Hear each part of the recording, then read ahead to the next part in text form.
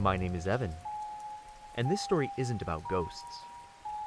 Not the kind that rattle chains or hide under beds. It's about the kind that walk around in daylight, knock on your door, and smile when they ruin your life. When I was 9 years old, a woman started coming to our house. She was middle-aged, overweight, always wore a sun hat, and carried pamphlets about a new path to spiritual awakening. At first, my mom would politely tell her we weren't interested. But the woman kept coming back. Every few days, same forced smile, same pitch. Your family should join us. I can protect you. Mom wasn't the type to argue. She'd just smile awkwardly and close the door. Then one evening, my dad happened to be home. When she came by again, he snapped. "Stop coming here," he told her. "We're not interested. Don't ever come back." The woman's smile vanished.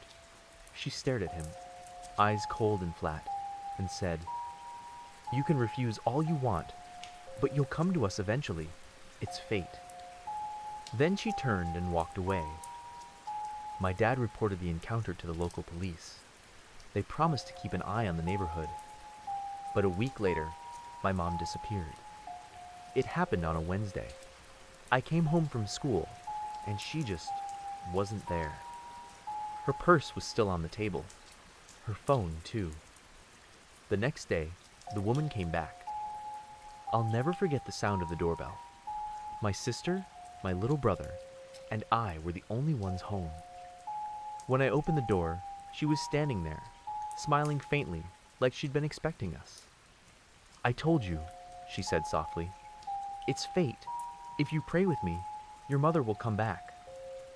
We were too scared to speak. Her voice was calm, rehearsed, like she'd said the same thing 100 times before. She told us she'd return when Dad was home, then walked away. My sister called Dad, crying. He left work early, and we reported it again. But the police couldn't find her. For a while, life went on in a blur of dread. Dad was always at work, so my sister took care of us. Teachers and neighbors checked in, bringing food, pretending everything was okay. The woman stopped showing up. But Mom never came back. We knew what that meant. We just couldn't say it out loud. A month later, our school held its annual sports day. Dad came, cheering for us in the stands. For the first time since Mom vanished, we almost felt normal. Afterward, he took us out to dinner. A family restaurant with sticky booths and strawberry milkshakes. We laughed. We talked. For 2 hours, we were happy. When we got home, the front door was unlocked. Wet footprints led from the entryway all the way to our living room. At first, Dad thought someone had broken in, but nothing was missing. Except our household shrine, where Mom's photo used to sit, had been sealed shut with thick strips of blue duct tape, dozens of them, crisscrossed like someone was trying to lock something inside. My sister screamed. My brother started sobbing. Dad called the police. They said it was unauthorized entry. But everyone knew who it was. Neighbors told them a black van had been parked in front of our house that afternoon. No license plate was recorded. That was the last lead they ever found. A month later, they found my mom. Her body, anyway. She was hanging from a tree in the woods 2 counties away. Her hands were tied loosely behind her back, loose enough to escape if she wanted to. The police said it looked like murder but couldn't find a suspect. When Dad told us, I didn't cry. I couldn't. My brain just kept looping the same questions. Where had she been all this time? Was she scared? Did she call our names before she died? No one had answers. And that was only the beginning. Because from that moment on, I knew she hadn't been wrong. It was fate, but not the kind that saves you. The kind that hunts you, door to door.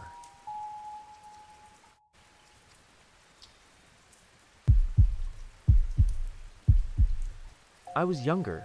We used to be an ordinary family. We had dinner together. went on road trips, argued about stupid things.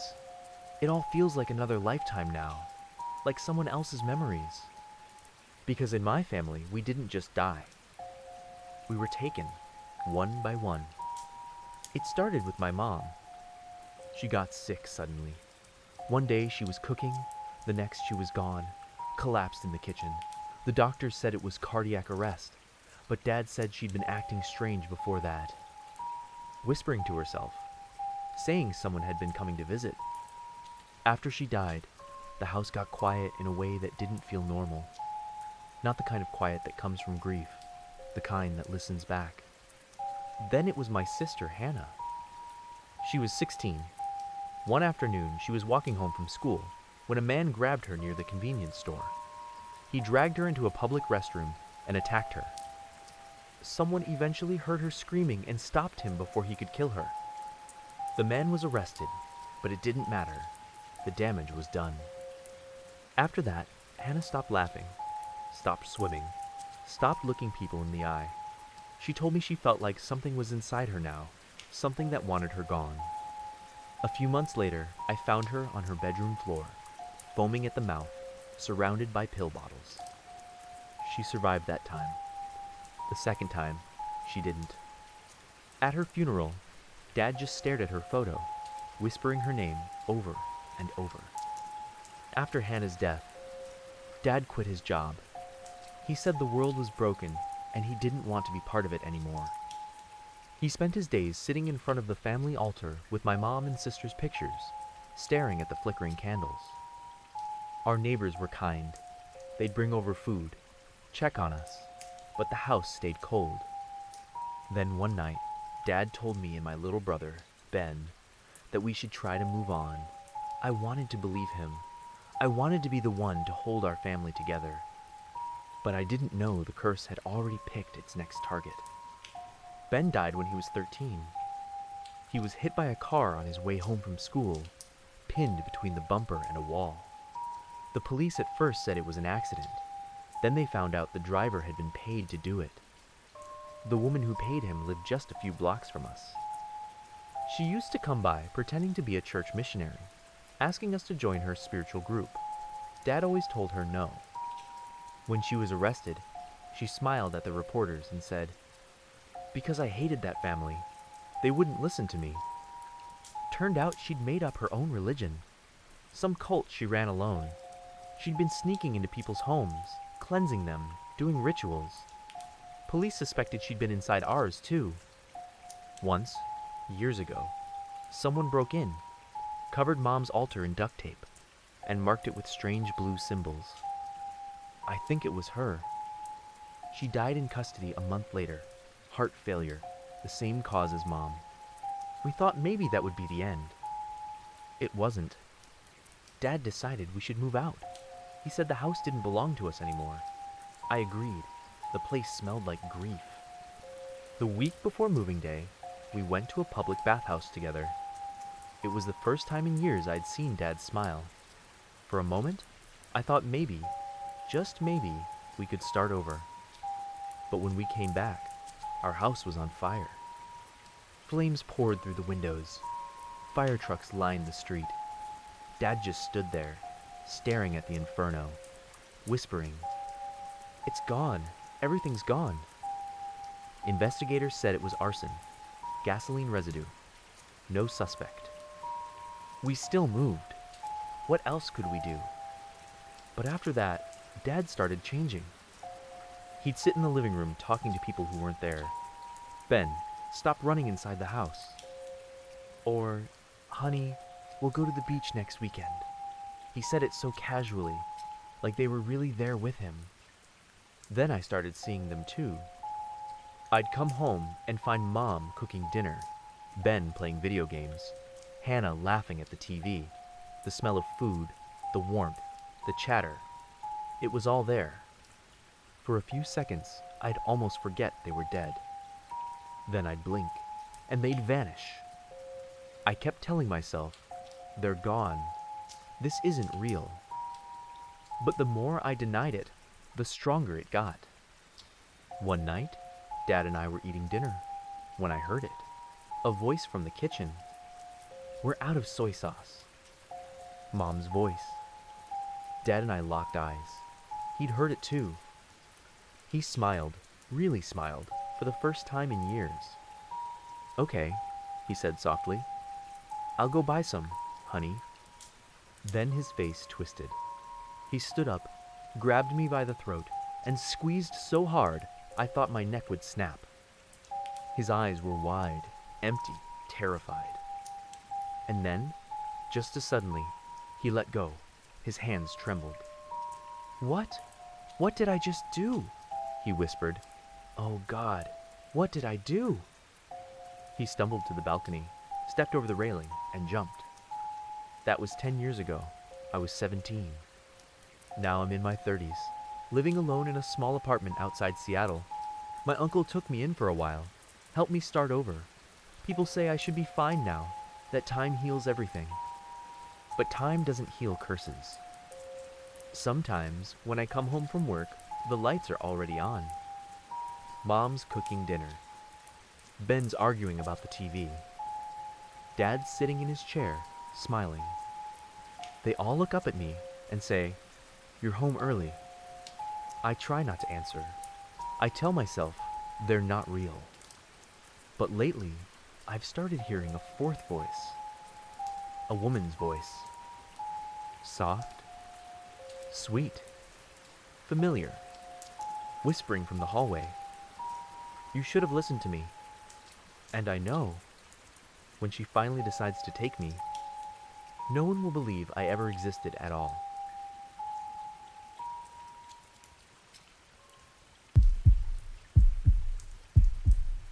Since I was a kid, I've been able to see things other people can't. Ghosts, spirits, whatever you want to call them. It's not like in movies. They don't float or glow. Most of the time they look just like normal people. The only difference is a feeling, the kind of cold you can't blame on the wind. By the time I hit high school, I'd stopped seeing them as often. I figured I'd grown out of it. Until that night. It was the summer of my junior year. I live in Okinawa, though back then, my world revolved around my boyfriend and the nights we spent wandering the coast. We'd eat cheap ramen, sit by the seawall, talk about college and dumb stuff that didn't matter. One evening, we ran into two of his old high school buddies at a diner. After an hour of catching up, the guys were still talking, so my boyfriend suggested we take a walk by the beach bridge, the one that stretches over the water near Naminue. The air smelled like salt and humidity. The sea below was black glass, the waves whispering against the concrete. The three boys walked ahead, laughing, and I trailed a few steps behind. Halfway across, they stopped. All three leaned over the railing, staring straight down. I figured they were just watching the tide, but their faces were too serious, so I walked closer and looked down, too. That's when I saw him. A boy, maybe our age, 17, 18, his head just above the water. He pushed the wet hair from his eyes, grinned, and waved up at us. "Hey," he shouted. "It's been a while. How are you guys?" His voice was bright, friendly, like he was greeting old friends. I turned to the guys and asked, "Who's that? One of your friends?" But when they looked at me, their expressions changed. Not recognition, just horror. One of them said, "Who? Where?" His voice cracked. I looked back down. The boy was gone. In his place stood 5 or 6 adults, half submerged in the dark water. Men and women, their faces pale, slick with seawater, their eyes black and empty. They were smiling, but the kind of smile that doesn't belong on a living person. Every instinct in me screamed to run. I whispered. He was right there, in a school uniform. He waved at you guys. All 3 of them went white. One asked, voice shaking, "Did he look angry?" That question hit me like a slap. Angry? Why would that be the first thing they'd ask? I said, "No." He was smiling. He looked happy, like he missed you. The tallest of them turned away, covering his face. Another started crying quietly, his shoulders trembling. The third just stared down at the sea, his mouth slightly open, like he'd seen a ghost. Because he had. When they finally spoke, they told me the truth. A year earlier, they used to sneak out at night to swim off that same beach. There were 4 of them, these 3, and another boy named Miyuichi. One night, Miyuichi swam out toward the wave breakers. He said he wanted to touch one just once. He never came back. When the rescue team found him the next morning, his body was wedged between the concrete barriers right below the bridge where we'd been standing. That's exactly where I saw him. At the time, I told myself it was just sad, tragic. But later, one detail kept looping in my head. When I told them what I saw, their first reaction wasn't surprise, or denial, or curiosity. It was fear. They didn't ask, "What did he say?" They asked, "Was he angry?" Like they weren't remembering a lost friend. Like they were checking to see if something they'd done had finally come back for them. And the more I think about it, the more certain I am. That night, Miyuichi didn't just swim too far.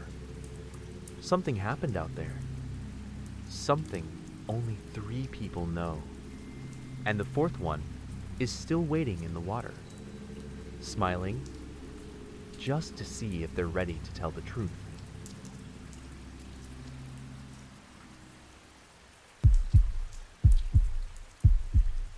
My name is Ryan, and this happened the summer after I graduated high school, back before smartphones, before GPS, when all we had were cheap flip phones and boredom.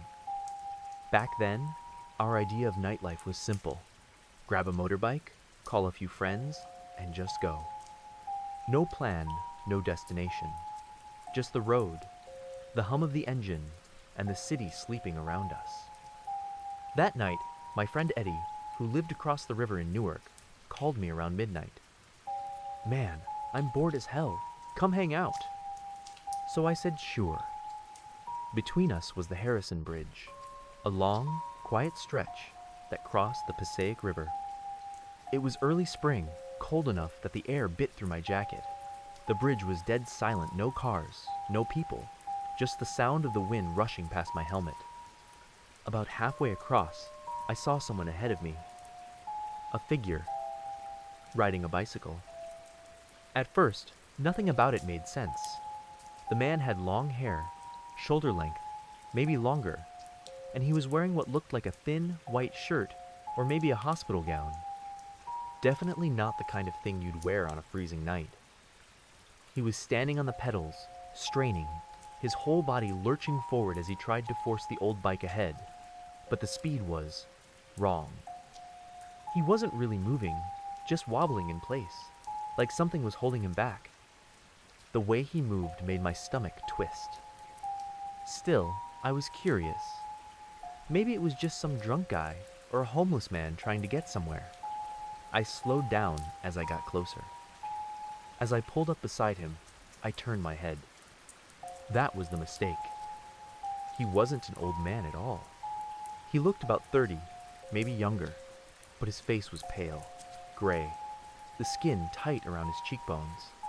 His eyes were half-lidded, his expression twisted in silent pain. He never looked at me, not even for a second. He just stared straight ahead, pedaling slowly, like he was being dragged forward by something I couldn't see. I felt this instinctive chill run down my back. My body told me to leave. I hit the gas, pulling past him. But curiosity killed the calm. A few seconds later, I glanced into my mirror. He was gone. No lights. No bike. Nothing. The bridge behind me was completely empty. There weren't any turnoffs, no stairs, nowhere to go. He couldn't have vanished, but he did. My whole body went cold. I pulled over, heart hammering in my chest, and looked back. The bridge stretched out behind me under the yellow streetlights, long, straight, deserted. Not even a shadow. I told myself I must have imagined it. Maybe the guy turned off before I noticed. Maybe he fell behind me. Anything to explain it. So I decided to just get off the bridge and keep going. At the end of the bridge, there's a long downhill curve, a blind bend that takes you under the overpass. As I leaned into the turn, headlights from a truck flashed across my visor, and then I saw him again, coming straight at me. Same man, same white shirt. But now he was pedaling uphill, directly against traffic, eyes wide, hair whipping behind him. This time he wasn't slow. He was flying. The bike wobbled violently as he tore toward me, his face twisted in rage or panic. I couldn't tell which. He was coming so fast I barely had time to react. I swerved hard, tires screeching, my bike sliding sideways just inches from the guardrail. I felt my boot scrape the pavement as I caught my balance. My heart felt like it was trying to punch its way out of my chest. When I looked up again, the road was empty. He was gone. I didn't stop again. I didn't even check my mirror. I ran the next red light, speeding all the way to Eddie's place. When I got there, my hands were shaking so bad I could barely pull off my helmet. That's when I noticed blood on my ankle. I'd scraped it in the near fall. The sting of it actually calmed me down. It meant I was still here, still alive. I never told Eddie the full story. He would have just laughed, told me to stop riding so late. But I've thought about it a lot since then. I've crossed that bridge hundreds of times. I've never seen him again. Still, every time I ride across on a cold night, I glance at the spot where I first saw him, where he struggled to pedal forward, slow and desperate, like something was holding him back. And I can't shake the thought. Maybe he's still there, stuck between the bridge and that curve below it, trying to get back, but never making it all the way across.